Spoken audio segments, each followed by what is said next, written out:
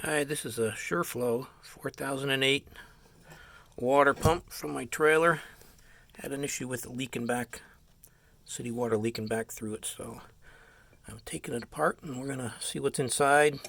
I've already taken off the 8 screws that hold this headpiece on there, and what you'll find is you got this piece comes in there, and this plate attaches to that, and then the head of the pump sits all over that. So let's take it up to the table where we can see a little better.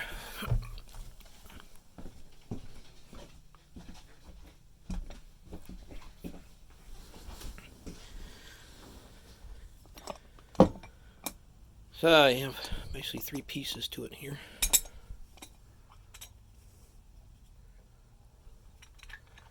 You have this plate which attaches to the motor, and you have this little wobble plate here, so you can see that whole thing wobbles. The motor shaft goes in here and spins this. As it spins, it's wobbling this plate because this is machined, so it's got like a little offset on there, so it, as it spins around, it causes that plate to wobble. And then attached to that plate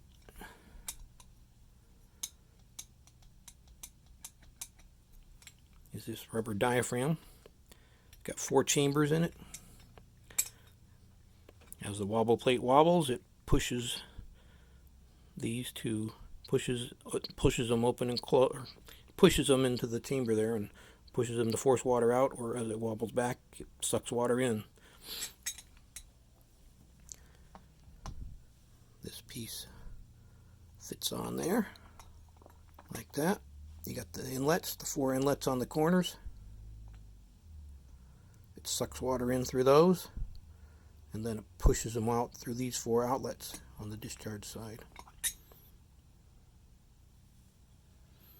Here's the other side. So you got the you got the 4 inlets and the 4 outlets in the middle here.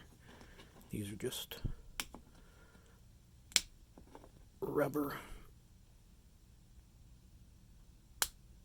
little rubber valves. So that fits on there like that, and then that all fits in the head. This fits right in there like that.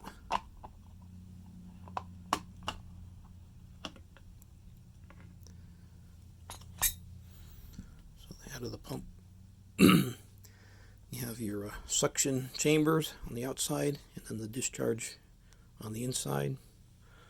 Water's coming in through here, through the filter, into that little port right there.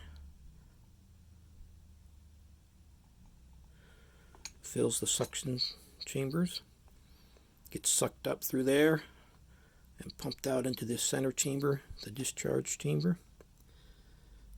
And this is your check valve. Just a little spring-loaded check valve, so the water goes through there, and then it comes out here. You can see a little spring in there. On the back side of that, you got the pressure switch. The wire's hooked up to here to turn the pump on and off. A little Allen screw to adjust the pressure switch. And down here you got the bypass valve with a little Allen screw to adjust that.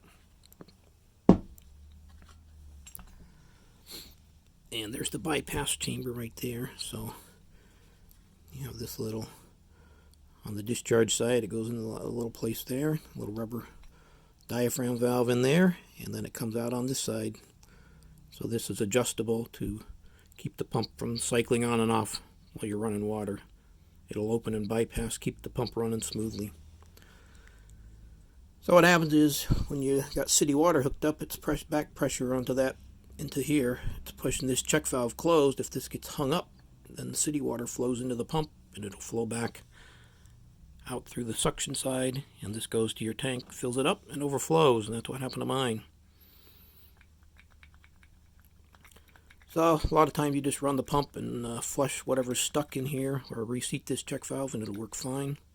If not, you got to get a new one.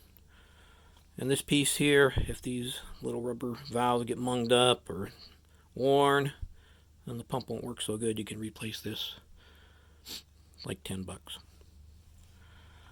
So that's how it works,